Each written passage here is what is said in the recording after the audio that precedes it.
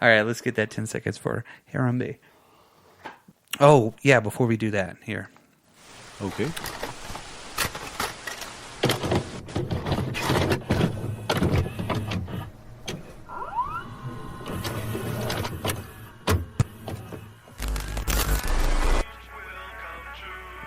It was a day like any other. Televisions glowed, radios blared. Breakfasts were being served. Children were playing. Everything was as it should be. When suddenly, it could never be that way again.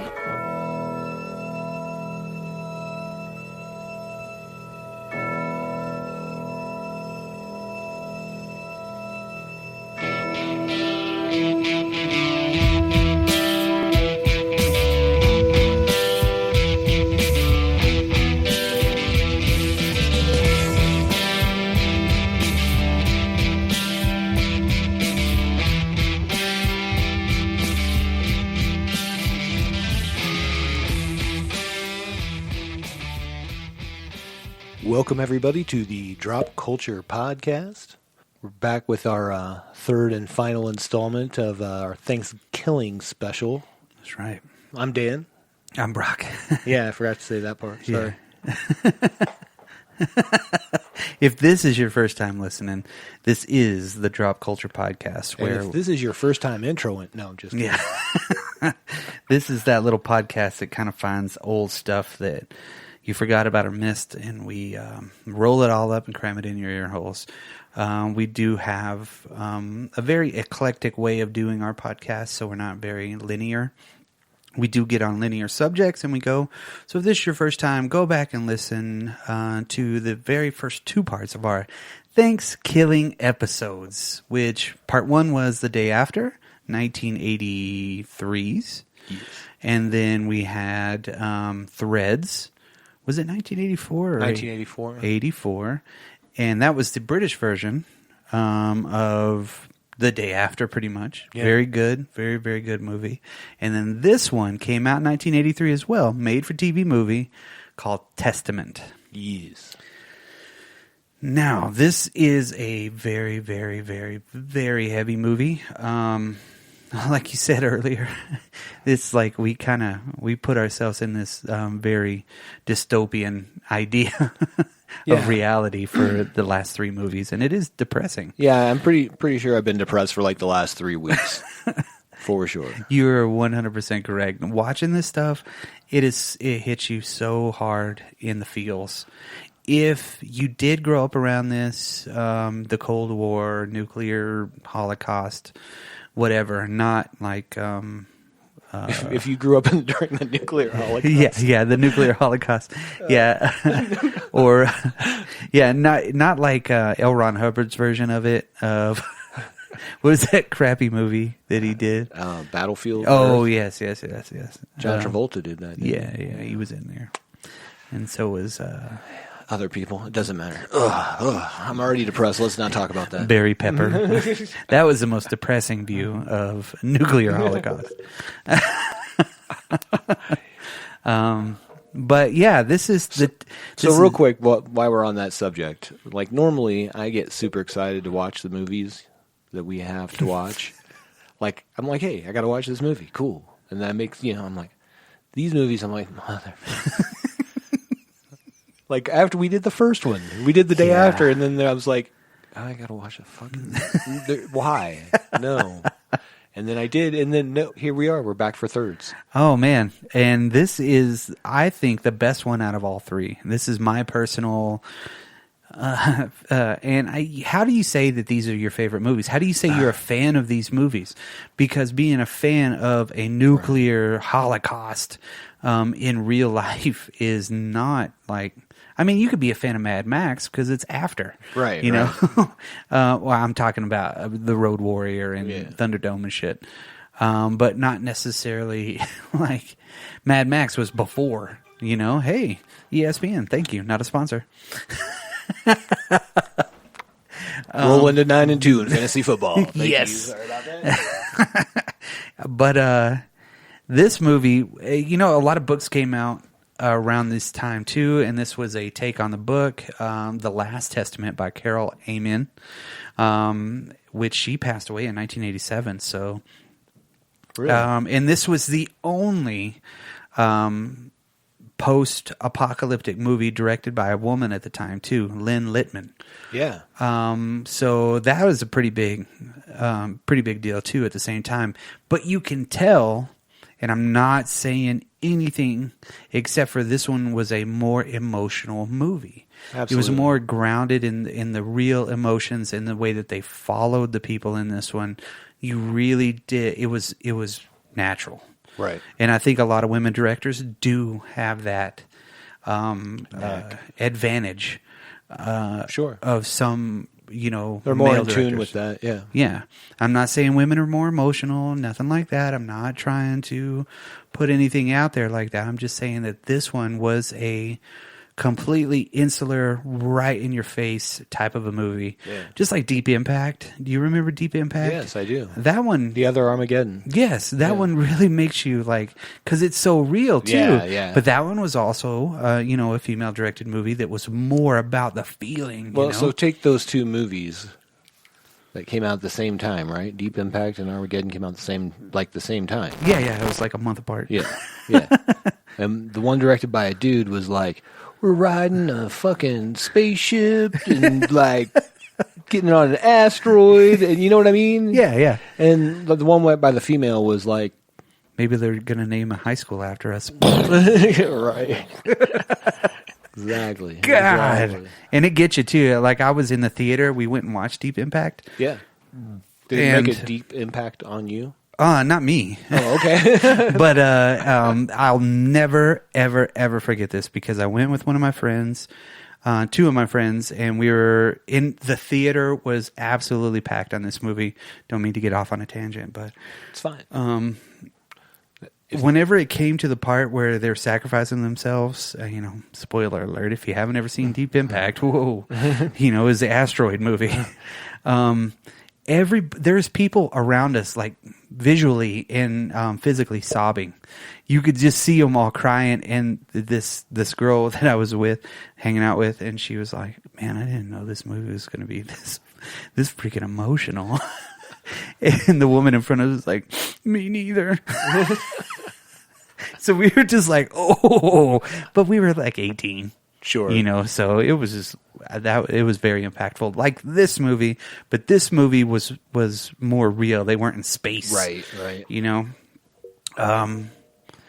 What did you think of it? Was this your first time? Yeah. This was the first time I'd ever seen this movie, and I thought it was good. Yeah, I thought it was good. I don't know if it's my favorite one.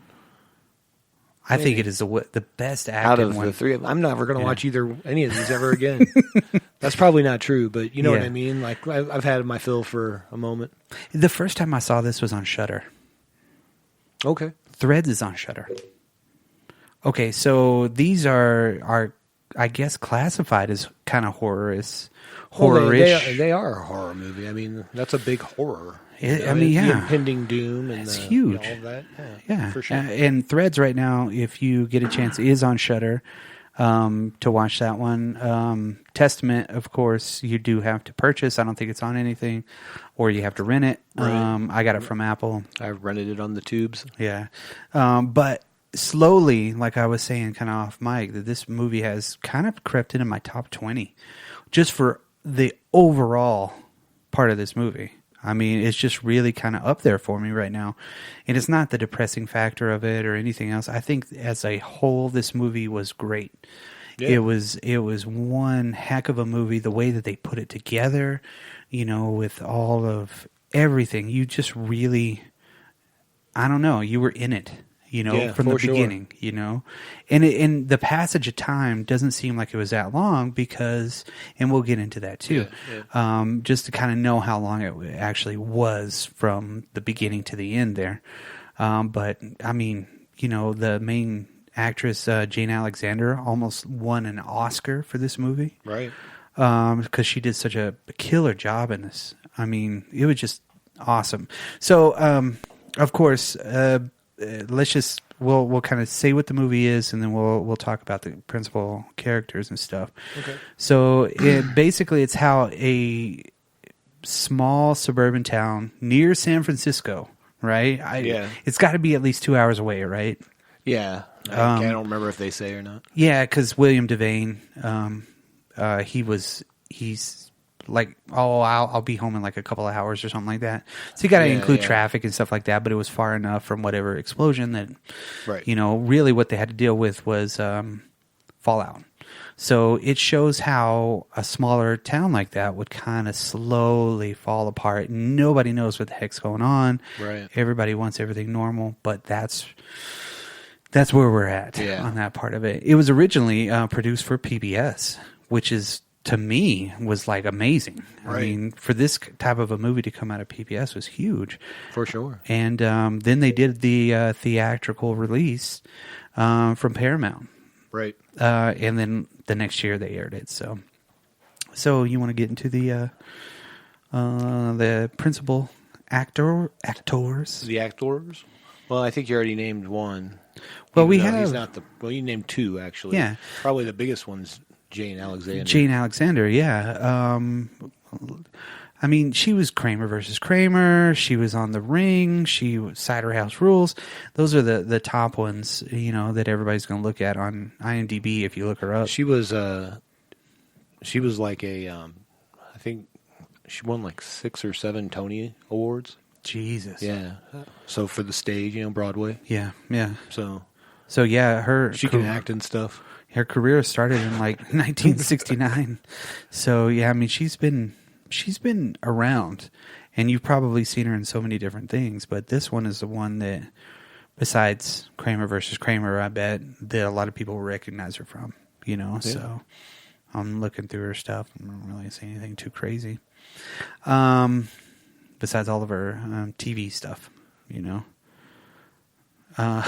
Yeah, she was. Yeah. I know she was the chair for the National Endowments of the Arts. Wow. Under Bill Clinton. Wow. Yeah. So, I didn't know that. Well, that's a nice little fact right there. Yeah, well, thank you, Google. Yes. I was like, Google. And then she plays Carol Weatherly. She's mom. Yep. And then you got William Devane. Now, William Devane. I love me some William Devane, dude. It is so crazy because the first time I watched this was last year, and my wife was watching the first part of it with me, and she goes, "When was the last time you saw that dude in a movie?" And I was like, "You're right.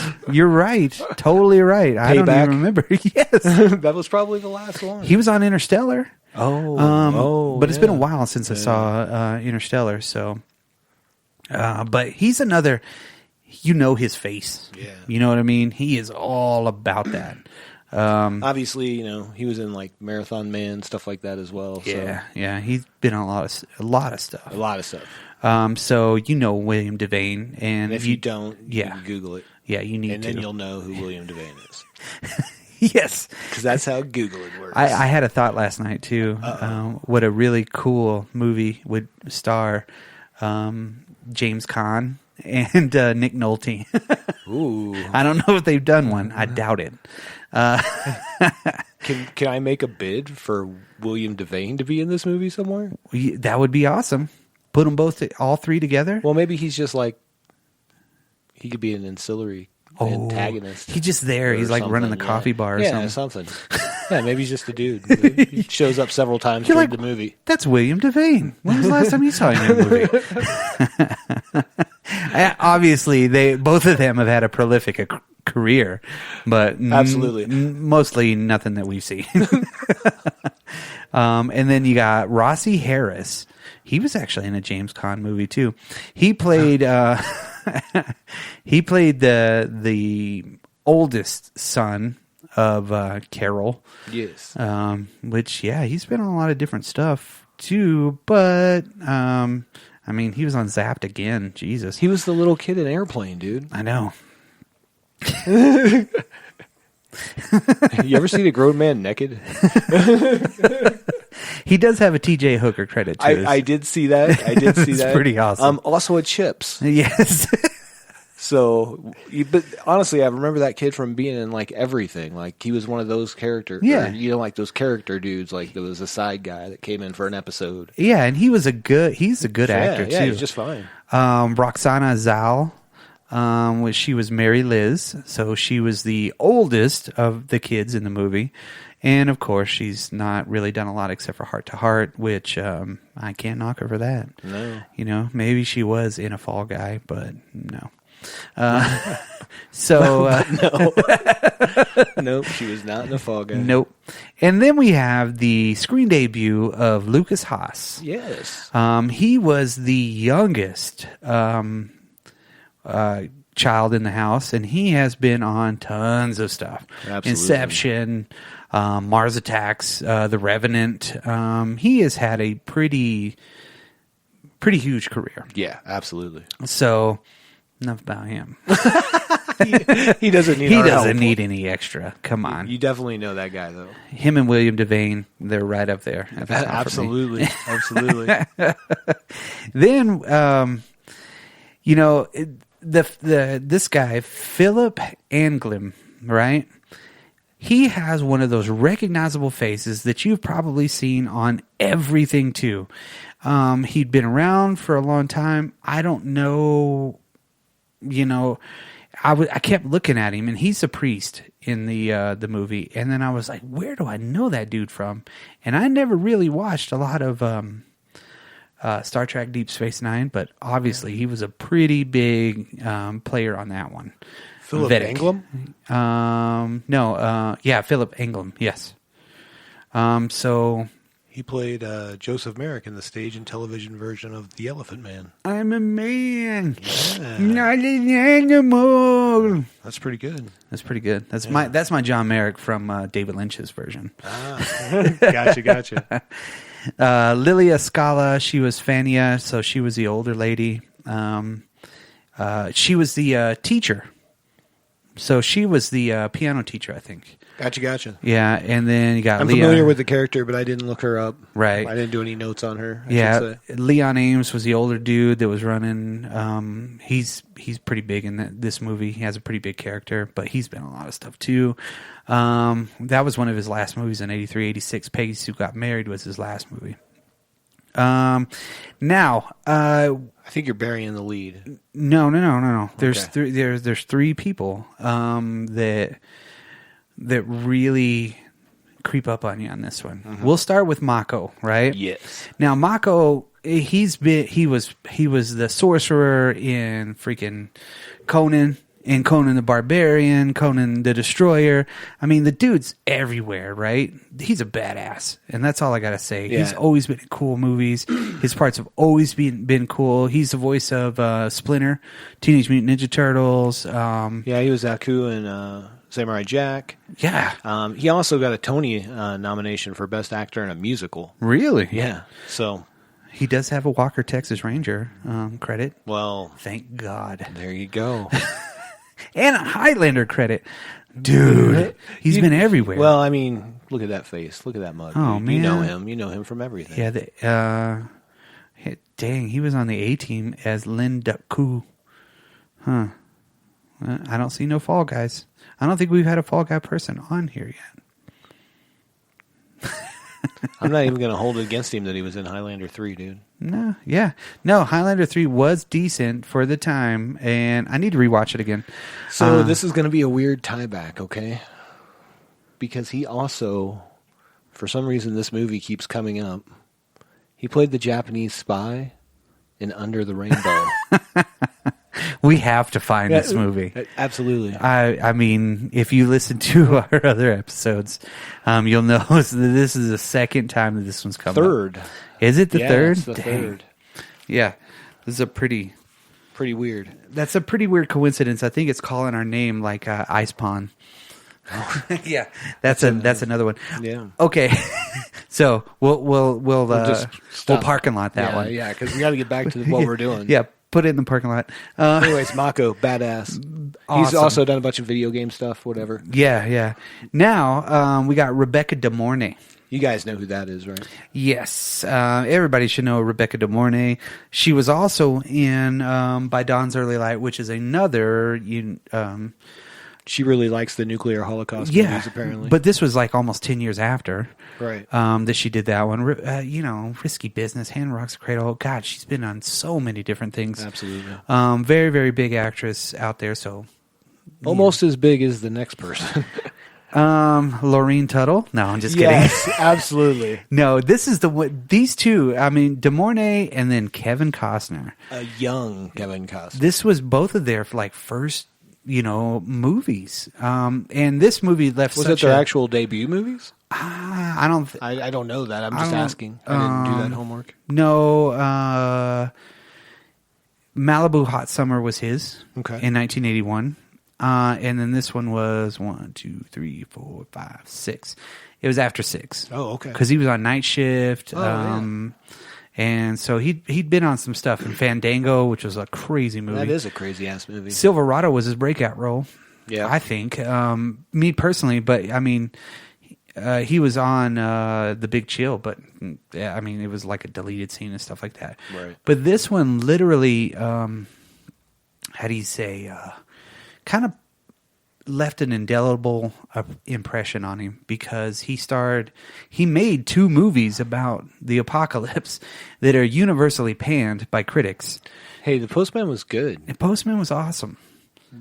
Waterworld, not so much. Not so much. Not so much. Yeah, but still awesome in its own right. Right. No, I mean there was parts of it where I'm like, ooh, yeah. and then The there's Jack parts Black of it- scenes and and then there's parts of it where you're like, what the fuck? Why is this happening? But- Why did somebody pay all this money to make this happen?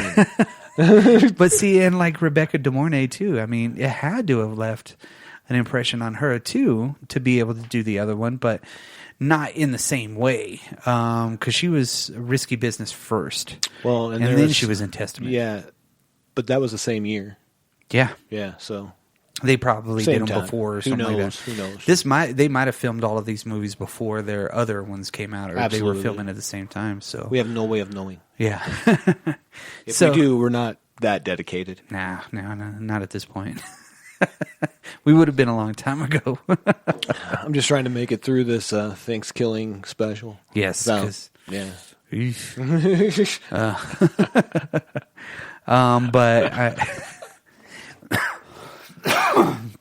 But the first time I heard about this movie, I was like, this would be interesting because I do remember my first foray into these, of course, were like Mad Max and stuff, but not this type of movie because By Dawn's Early Light was the first one that really affected me the most. Okay.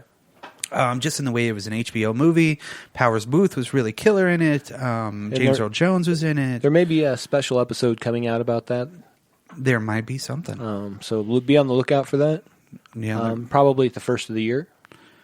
maybe. You Yeah, you never know. Yeah. Yeah, we might extend. Yeah. So might be something out there. Yeah. But I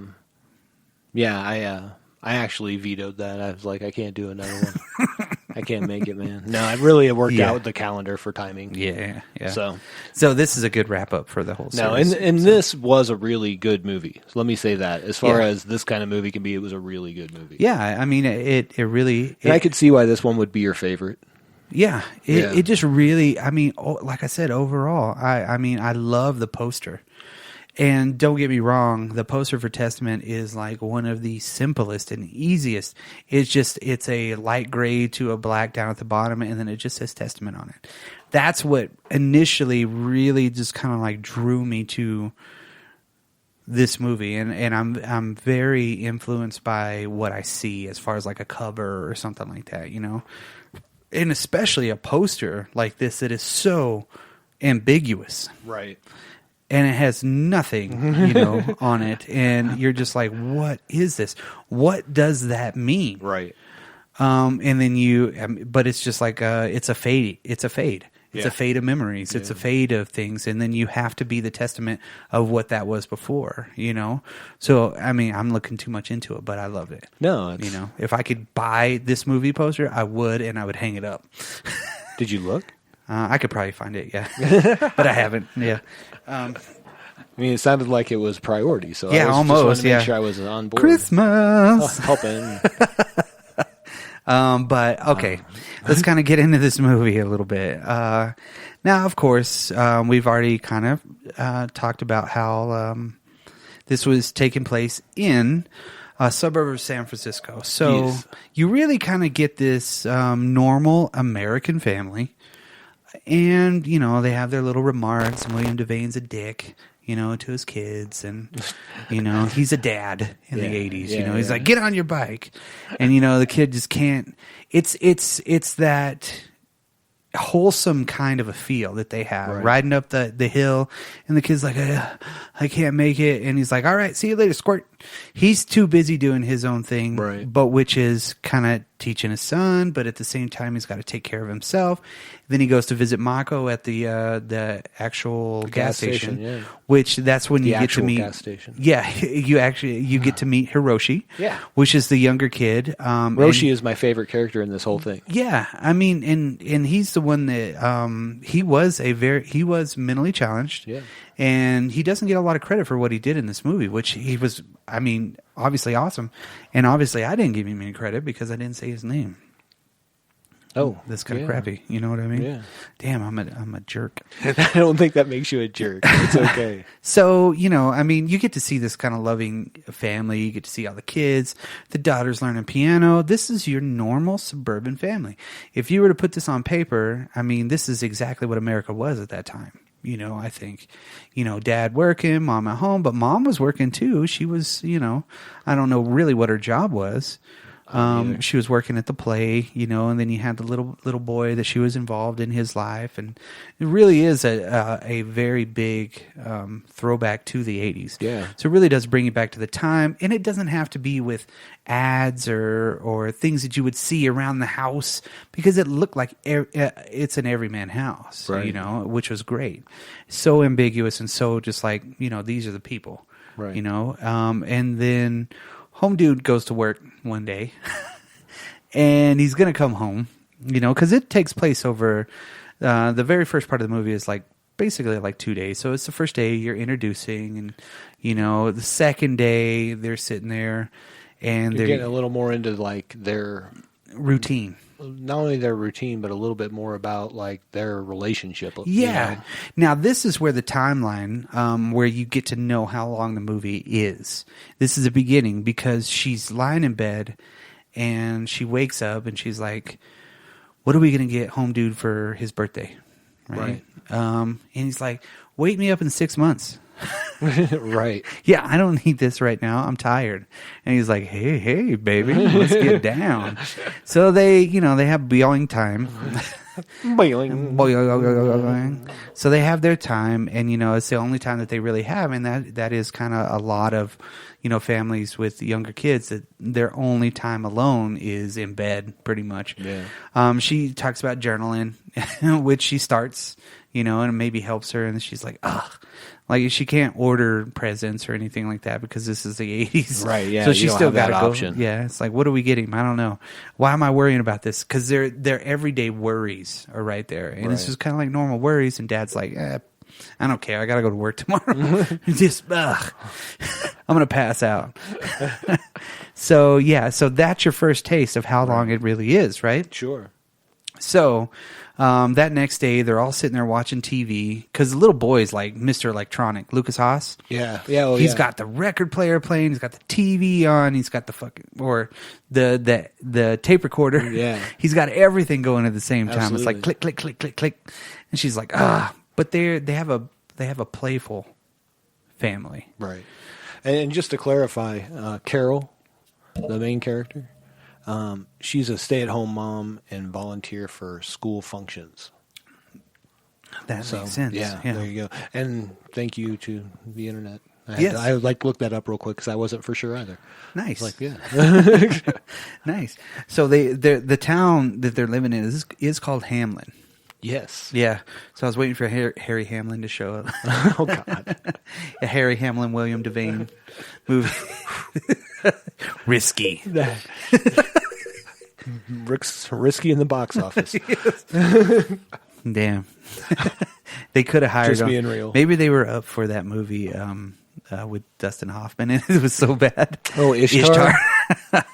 Wasn't that Warren Beatty and Dustin Hoffman? Oh, Like the coming together of those people. I And how hate much you Warren love Beatty. Warren Beatty. You love him. Oh my God.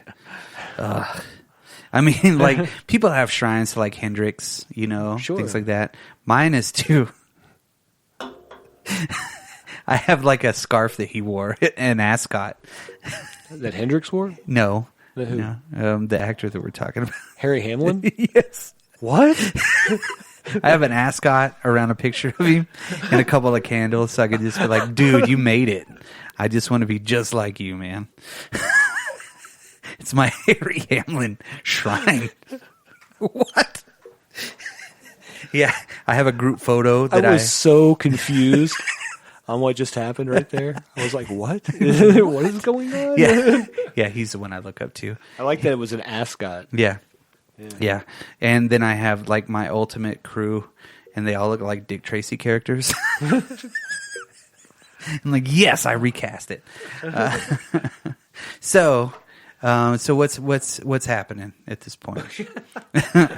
Oh, in this movie that we're talking about? Yes. Oh, so he left to go to work, right? Yeah. And they're at home. Is that when they're watching TV? Yeah, it's like after school. Yeah, because like you said, Lucas Haas has all the toys playing, Yeah. all the tape recorder, all the electronics. That was in the morning. That was like before oh, breakfast. was that on the before first day. breakfast? Yeah. Okay. And then the second day was where they're home from school and he's watching the ABC show. Yeah, the old school And ABC. and the younger kids like outside adjusting the The antenna. antenna, yeah, that's right. He's like, "Oh, this sucks." So you're like, "What is he doing hanging outside the window?" It's weird. Oh, it's the antenna. Yeah. Jesus. He's got to make sure that Sony Trinitron is working. So yeah, then we get a bright flash of light. Yes. What the heck? Because they hear the sirens go off, and then because the signal gets interrupted, and they're like, "It's not the antenna, Mom." And she's listening to the messages, and he's like, "Hey, Yeah, because honey." don't they interrupt the show? Yeah. Yeah. And she's listening to the tape recorded messages, Right. and he keeps saying stuff like, "Oh yeah, I'll be home late, scratch dinner. Don't worry about it. Wait a minute, I spoke wrong. I'm coming home." And then we'll find out what really happened. Yes. So you get that big giant flashlight. So in Hamlin must have been far enough away that it wasn't part of the concussion wave and the everything, you know. Right. So they're basically stuck outside or outside of the blast radius. And the newscaster says something like, "Yeah, we've lost our New York affiliates and everything like that, so we like don't a know what's bunch of going East on." Coast. Yeah, there's been nuclear explosions, and they're like, "What?" And then bright light. So that's pretty much the beginning of what's really happening in the movie. Right. But yeah, and then after it's all over, everybody's outside like, "What happened?" Kevin Costner comes out, and him and Rebecca De Mornay with their baby. They're just like, "Oh man, I'm glad I was home," And everybody's kind of just like, "What's going on?" There's no phones, there's no electricity, there's no motor cars, not anything. a single luxury. Well, no, there was cars. That was the crazy part. I was just Yeah, I know. That's part of Gilligan's Island. Sorry. Oh, sorry. But since they were outside of EMP mode, or EMP range, they actually could drive their cars and they could get gas. So that's when you start seeing everything start breaking down because nobody knows what the heck happened. No. And leaving it that way too was another good way that this movie did it compared to the other two, is they don't really say who it was. Threads was more, guess what? And freaking Americans did this, and by Dawn's Early Light, it was kind of saying that it was going to be the war for it. So obviously, well, and it was Iran was tied in somehow with Threads, right? Wasn't that one where they said, or was that in the day after? I know it was U.S. and Russia for both. Yeah. But one of them said that Iran was involved. I think it was Threads. I think so as well.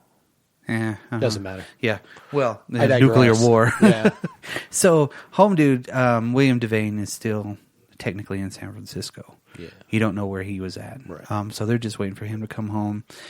What's very, very frightening too is like the next day they're all sitting around the table and they're eating breakfast, bran flakes or whatnot. Yep. And the little kid's like, "There's dirt all over my bowl." Is that the stuff is that the debris from the actual fallout that was all over their stuff? Why would there be dust on their stuff? Because their windows were always open. Right. You know what I mean? That was kind of one of the main themes of the movie too, is they were showing the blinds open and the wind blowing in and kind of like the winds of change, I guess. Well, and it would carry, all that radiation spread. With the right wind, if it's going towards the suburbs. Sure. And then all that debris that's in the air, as we've learned from the other movies, it sends this a massive amount of debris in the air. Right. And of course, the fallout stuff is in the air. And they're like, just wipe it off, Yeah. And she's like, this milk tastes funny, And I was like, let's go with powdered milk. Your dad's got camping gear. So you get to start seeing that part of it, and then you get to see the community kind of come together. Yeah. With the church scene, where the police chief is there, and he's like, the older lady's like, I don't know. They didn't train me for this in the academy. Yes. Yeah, and the dude, he's got a weird like police chief outfit too. Yeah. I don't know. It's very comic booky. Yes. And yeah, the priest's like, hey, we need to take care of this. People are worried about their windows being blown out. Who's going to pay for that? I know, right? Like, come on. Shut the hell up. Yeah, and then like the grocery store is being looted. They're setting up places because they do show the cops eventually standing there with shotguns while they're handing out stuff. And people are just on edge the whole time. As you would be. Yeah, the little boy, the older boy, he was waiting in line at that one point, and the guy behind her was like, "No holding places." Yeah. She's like, "That's my son." He's like, "Yeah, but you can't hold places." He's like, yes. So I guess they're getting water because they're saying bottled water. But that Rebecca De Mornay does bring up a very interesting fact whenever they're sitting there in the church, and she's like, this morning my baby wouldn't take my milk. My baby wouldn't latch on. Do we know what the effects of this is? And he's like, hair loss. Right. Munchies, diarrhea. So he kind of lists off all the Fallout stuff, So really bad Mexican night? Yeah, pretty much. That's like horrible Mexican food. When you get the Mexican stuff from the place where it's like Joe's, you know what I mean? Yeah. Like you're like, You get a Michelin meal.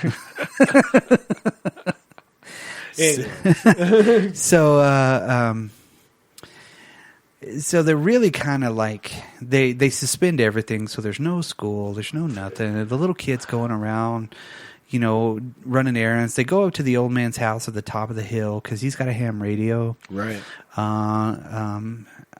And they're like, "Hey, I've talked to some people over here. I've talked to some people over here. They said that some bomb hit Yosemite National Park. They can't go past Iowa, possibly, to reach people. So Bay Area is silent. The rest of the cities, like Chicago, because she does get a message from her mother. Yep. And she's like, "Oh man." Basically, even that little kid comes over and is like, "Hi, can I stay with you guys until my mom and dad get home?" And you're like, "Dang!" Yeah. So they already taken another one, right? So they're getting low on food. They're getting low on everything, and plus whatever they're eating is irradiated, at that point. So yeah, you get to see them really kind of break down. Even O'Doyle, he's in it. The O'Doyle kid with the batteries. Oh yeah. He's like, "Hey, quit stealing. I saw what you did." And he's like, "What?" And then he puts them back, and then he grabs them again and puts them in his top pocket. Right. O'Doyle rules. So you get to, that kid obviously is alone too, but he's like a Beavis or a Butthead, he probably lives alone anyway. Right. So yeah, you get to see them kind of just going day to day, and you really don't get to see that passage of time. Right. Because they haven't even talked about, his birthday or anything like that. Right. They go visit Mako at the station, and he's like, "Hey, listen, the gas is free. If anybody's ever been nice to us, Well, he's got a shotgun. Yeah. And like there's a line of cars. Yeah, even looking though- like the 70s under the Jimmy Carter, you know. Yeah. I wasn't Yeah. aware during or live. But, you know. Yeah, the gas shortage. He's got, and he's even a pretty badass dude, and he's like, I don't need no credit cards. I don't got time for that. Get out of here. And they pull up, and he's like, anybody that's ever been nice to me, the gas is free until it's gone. If you were nice to me and Hiroshi, you know, that's who I'm going to take care of. Not all these other people I've never seen before that never would give us the time of day. That was a major part of that movie. That's you get more of a sense of community from him than you do from like the gentleman that was talking about who's going to pay for my windows. Yeah. know? It's like, come on, dude, Okay, for let's real. Get the hell out of here. Yeah. They. But yes, awesome. Yeah. They're like, yeah, we'll take the gas. He's like, I don't know if you'll use it. Right. Because of course they walk everywhere in there. Right. You start slowly seeing everybody kind of dwindling down, and there's so many more deaths, and people are passing away. So they have these mass graves, but then pretty soon they start burning the bodies too. Right. Because that's all they can really do.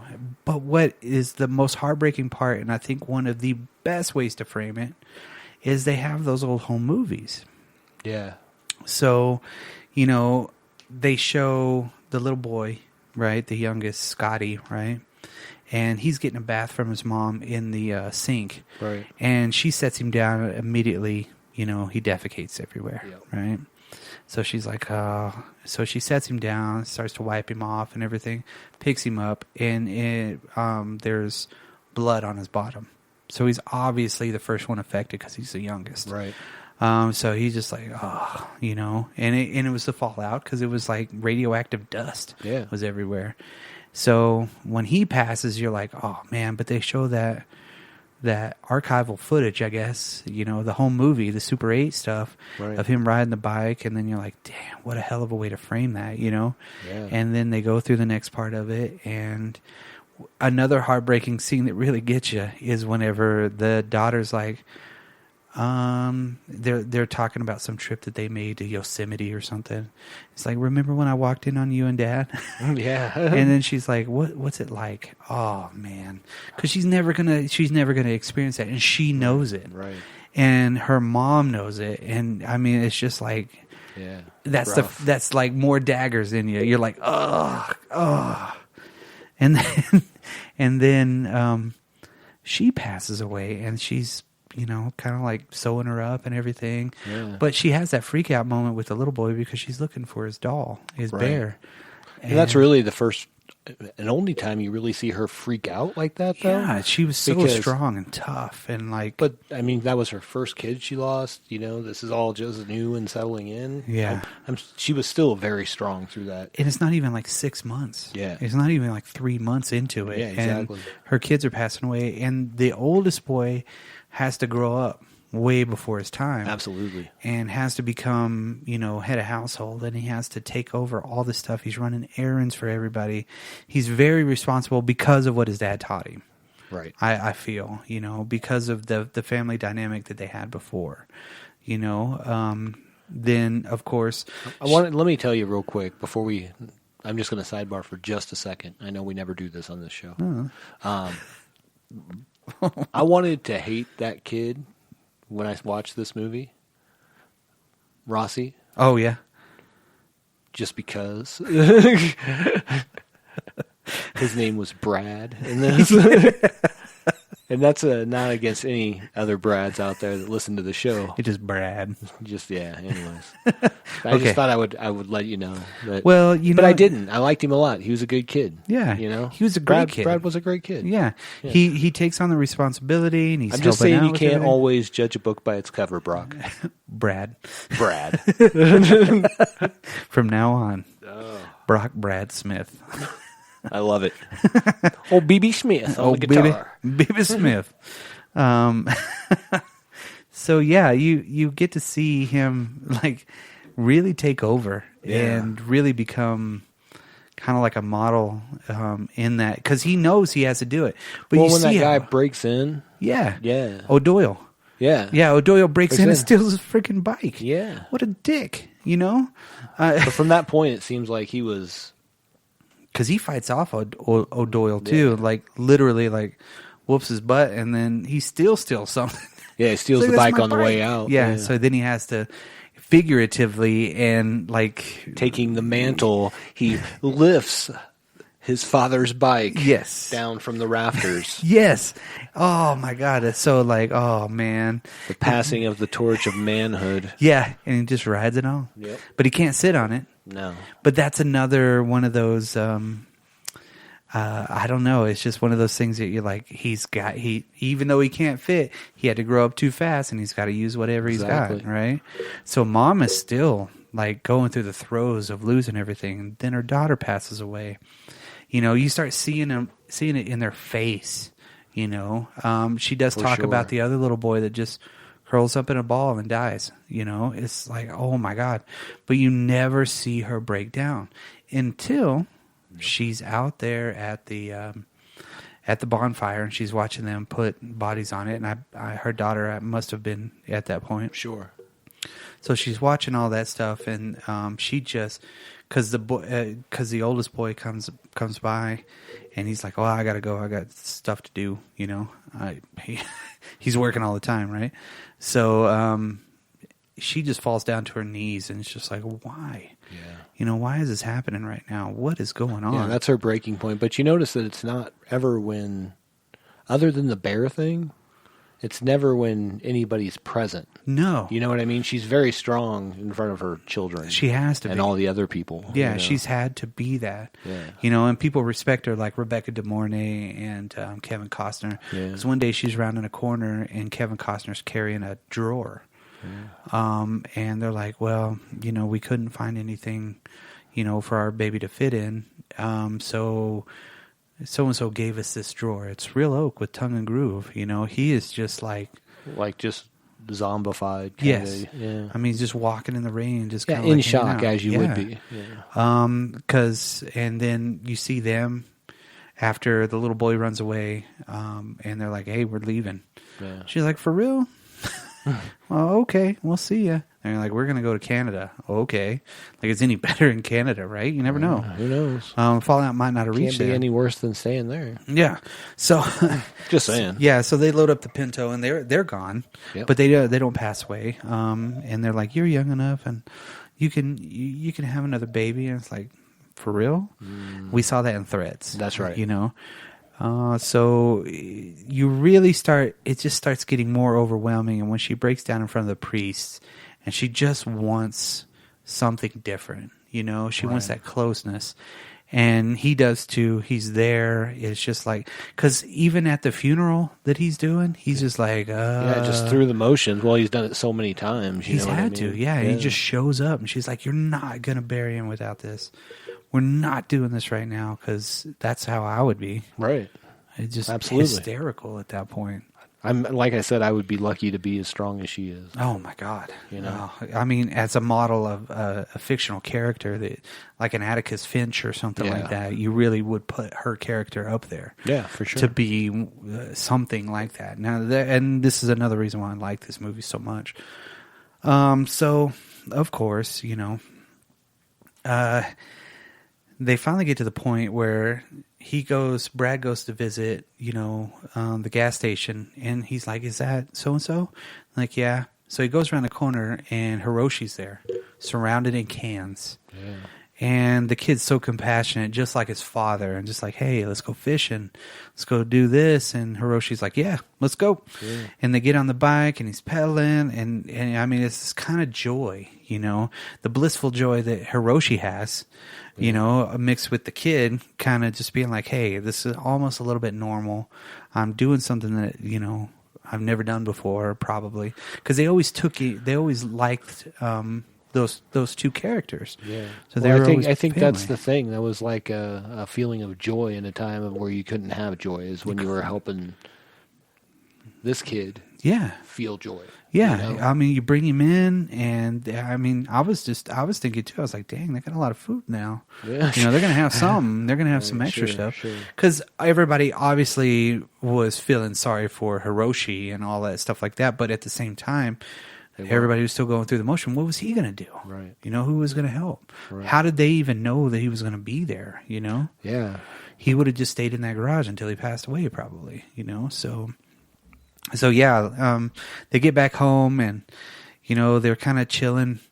And what's so crazy is she just is like, it's it. We can't go any. We can't do anymore. Yeah, he visits. And then, so this is why, going back, this is why I wouldn't be that strong during the beginning of this, because I would never let it get to the point of where it's about to get to. Mm-hmm. Well, I mean, they're all kind of living, you know, day to day. And you see her she's got that stare where it's just like nothing left. The tanks run dry. The little boy's like, tanks run dry too. He knows, but he has had to grow up so fast in a matter of months. Sure. That he is like, let's do it. Hiroshi's in the front seat. She puts the towels around the deal, rolls down the windows, and starts the car. And then she just looks around. She's like, I can't do this, Brad. Right. And you're like, oh my God, no, this is so bad. And they're just kind of like embrace each other. And then, you know, whenever they show that last scene where they're all sitting around with a graham cracker and a candle. Yep. And they're celebrating Brad's birthday. So we know it's 6 months. Yeah. That's how long it took. And she does that little soliloquy or whatnot about, you know, having to remember everybody, being we have to be a testament for these people. And you're like, oh my God. Oh no. And then Hiroshi pulls out the bear. And she's like, oh yeah. Because she hadn't found it the whole time. And she's like, where did you find this? He's like, I don't know. You're like, no. When somebody needed it, you know, at the last second it was there. And it was just like, oh my God. Oh. Oh, I really did. I was sitting there with my eyes watering, just like, oh, making my eyes rain. I don't know what you're talking about. I have allergies. Yes. Well, yeah, this is what she says. We should remember it all, the good and the bad, you know, and that's the last thing that she says. And I guess it's implied that they are the last people left in the United States, maybe the world. Oh, really? But where did you get that? IMDb. Oh, no. Yeah. But I don't think so. It might have been the last in the city. Yeah, absolutely, you know? Absolutely. I think that's a big, broad jump to make, though. Like, yeah, if that's how you interpret a movie, rock on. But I did not. Yeah, what were they going to do? I don't think they really led you to believe that at all. Not really. I didn't think so. You know, like, it was just kind of like what happened in this area. Yeah, we don't know what happened everywhere else. I just love those cutscenes where they would introduce, and they were introducing, or they were showing the kids, and they were showing Dad, and they were at Dad's birthday. You know what I mean? Right. And it looked like it was recent. You know? Yeah. And they all look like it's just a normal everyday, and then it just gets you. Yeah, for sure. It's like Mola Ram comes in and is like, Shakti Day. You're like, oh, my heart is gone. Yeah. Yeah. How many ICBMs do you give this, Frank? I give this 10 ICBMs out of 10. Oh, right. 100%. And this has a relatively low rating. Really? Really? Because I thought this was pretty good. I told you I didn't know if it was my favorite one. I think that's just because of the Gutenberg. Yeah, it's Goot. Yeah. Come on. I mean, he's not William Devane or anything. And John Lithgow. You know, I mean, that's hard. But this was a really good movie. So I'm going to give it 9 ICBMs out of 10. Yeah, they got it rated as 6.9. That's not bad. That's whatever. Who is this? This is IMDb's rating, 6.9. I don't care about them. Yeah. Yeah. But I will put this as and I'm not going to be one of those fucking, and that was my first F word for this episode. Cha-ching. That's 50 cents that I owe today. But I am not going to say that this is a land-breaking or a groundbreaking film or anything like that. But I have to put this in a dropped culture section Absolutely. of movies, that if somebody wanted to watch something that was great from 1983, I'd be like, this is it. You know, this is what I would say is all three of these movies, Threads as well, were all great. They were all good movies. Yeah. I mean, there was a terrible subject matter, but it was done well and in different ways, all three of them. So I would recommend any of these movies if you're into it. But I mean, if you want to watch three in a row and be depressed, Yeah, that's hit this cool one too. at the end. Maybe get this one over first. Yeah, if you want to like keep your whatever. And here's the thing: if you're listening to this on the day that we're going to release this, Happy Thanksgiving. Yeah, happy Thanksgiving. I hope you're depressed. Terrible. I hope you're not. Yes, I hope you're not. I hope you're getting out there, because we have no real chance of nuclear war. And I think the whole, I guess the exercise in us doing these movies was, again, these were movies that we grew up with. Right. We didn't watch them. I did. You know, I didn't. watched it the day after when it was on TV. I didn't. I was a little kid. Yeah. And it gave me like anxiety for a long time. And it's still one of those Not things like that for I think like about. years and years, but Yeah. you know, like probably a good year or two in there that it was like pretty high anxiety over nuclear war Yeah. as an 80s kid. Yeah, it was something. It wasn't like get under your desk. Yeah, what do you, Yeah. go ahead, get under your desk. Sure. Woohoo. Yeah, later. But this one really does get you more in the feels, and it just KOs you. Yeah. Just with the overall realness of the movie. Threads, same thing. If we were in England, we would probably be saying the same thing about Threads. You Yeah, know? no, and being that's what Threads was the one that was the I turning don't point for think us. I would be like, here, you pick one of these, you'll be fine. Yeah. You know? Exactly.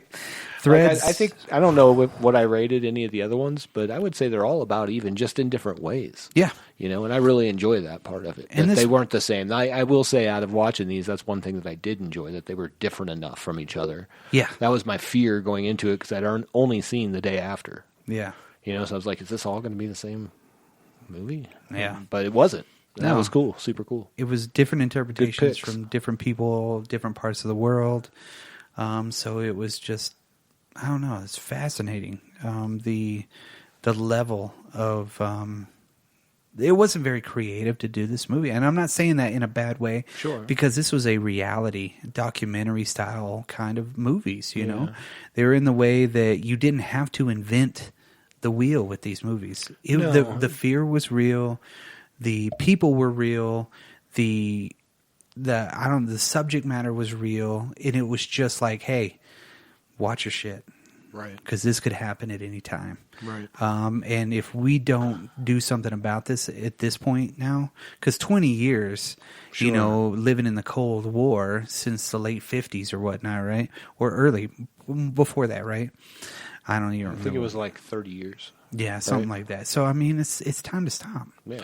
And at that point, we were at the point where it's like, hey, listen, you know, we're headed closer and closer to it. Well, and that's one of the things I will say is why I like these earlier ones, because at the time this was still going on, Yeah. and these movies, well, especially like the Threads and the Day After, really affected policies Yeah. of nations, Yeah. and that's impressive for a film to do. But it made that realization, like, this is what's, if you press the button, that's what's going to happen. Yeah, that's You why know, I I think know it's that's a real. metaphorical Yeah. big red button that he pushes. Yeah. But Yeah. Just like the Land of Confusion video. yes, exactly, exactly. One of the greatest videos of the 80s.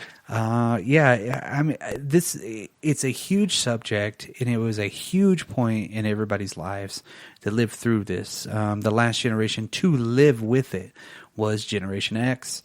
And being there and seeing all of this stuff, now the biggest thing are plagues, are viruses and things like that. I mean, from alien invasions, you know what I mean? What's next? Well, I mean, could still be nuclear war. Oh, and yeah. There's nuclear armament, but I don't think the lines, you know, we're close to the top of any line of hitting that. You know what I mean? No. But there's always the wild cards out there. You never know. Somebody could do the dirty bombs wherever. Right. That's always kind of like the deal. But again, this being more reality. Sure. Is what is the biggest effector to me.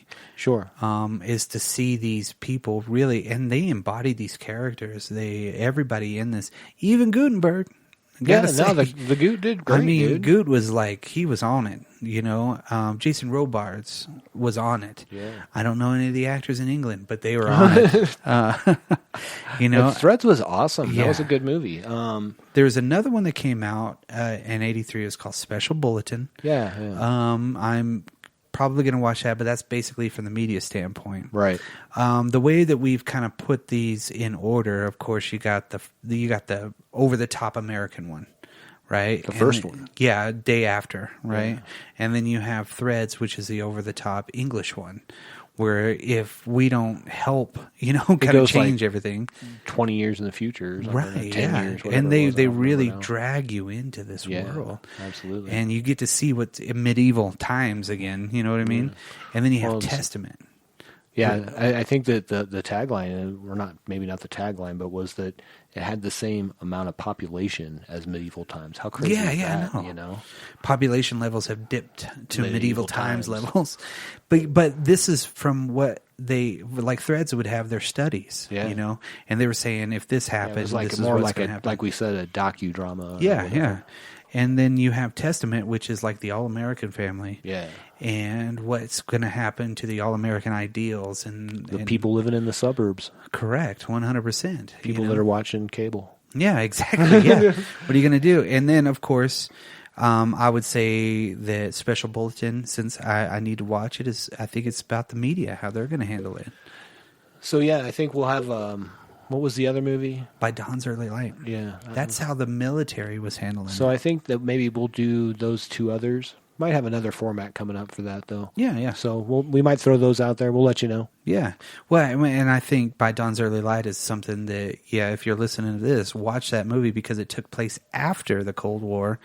But it was and it was really supposed to take place in like 1991 or something like that. Yeah. So in the future, but yet you get to see a very small insular Right. section, and especially the people that were pulling the triggers in that movie, Right. which is kind of crazy. And I think those will for sure be on that other platform. Yeah, definitely. that'll be fun. At some point, yeah. But if you liked what you listened to today, happy Thanksgiving. Yeah. Once again, happy Thanksgiving. Yeah. Happy Being Alive Day. Because this Yeah. year has been one hell of a year. This is a Thanksgiving, and this is the time that we do celebrate what we have. You know, we celebrate what we could give to other people. Happy and waking up on the right side of the ground day. That's right. That's right. We're 6 feet above. That's right. If you're tall. And 6 feet apart. Oh, 6 feet above and 6 feet apart. But That's gonna always keep in you- your hearts. Yes. The Drop Culture Podcast. So if you have any stories about you watching these movies, hit us up on all of the socials. Yeah. Hit us up on Facebook, Twitter, Instagram. Yes. Everywhere. If you Yeah. type in Drop Culture on Google, you're going to go to the website. It's called www.dropculture.com. Yes, I got it right this time. And it's weird because I built the website and I still don't even know the name of the website. And hopefully you found this episode a little bit more enjoyable without me cussing the whole time and making a fool out of myself. I probably cuss the same amount of times as I normally do. Yeah, it doesn't make me any smarter to say the F word. Or That's true. yeah, you know that whole trope that if you're a smart person you cuss. No, You don't think that's true? no. I think you can. I think but- it's when it's used correctly. correct. You know, Yeah. you don't have to overdo it. No. I'm not saying that you were. No, I am though. I do overdo it a lot of the times, and you know I take that criticism well. Fair. To all of our listeners in Luxembourg, thank you very much. Yes. Hashtag Luxembourg. Luxembourg, Washington, Virginia, you guys are killing it. Absolutely. Yeah, I mean, thanks, guys. And really quick, Washington, Virginia. I mean, Brock's done his research, and he really wants to come to Washington, I Virginia. do. now. I want to visit. I So, really do. We might take a road trip after maybe some COVID lifts. And Yeah. things. Fun fact about Washington, Virginia, it was actually surveyed, and the streets were made by George Washington. You know, not physically, but like he mapped out the town. Yeah. There you go. So, I mean, come on. George Washington, you know, the number one president ever, made this little town, and it's pretty awesome, you know? Right on. I'm down. I'm fun I'm little always fact. down for a road trip. So And the thing have to about sell it, me hard. Yeah, and the thing about that place too is they have a Michelin 5-star restaurant. Ooh. That is amazing. You Well, know, now I know what we'll be doing when we get there. That's crazy that they. I mean, we have I'd have somebody to- over there that in History of America that is listening to the History of America on podcasting. There you know go. what I mean? The Absolutely. drop culture. So we appreciate all of our listeners, and we appreciate everybody so far this year. After December, we don't really appreciate you. Just kidding. But thanks, guys. You have any more? No, I think that's good. Well, that was a testament. Because it happened in an instant. The Drop Culture Podcast. Dun-dun-dun-dun-dun. And we're out.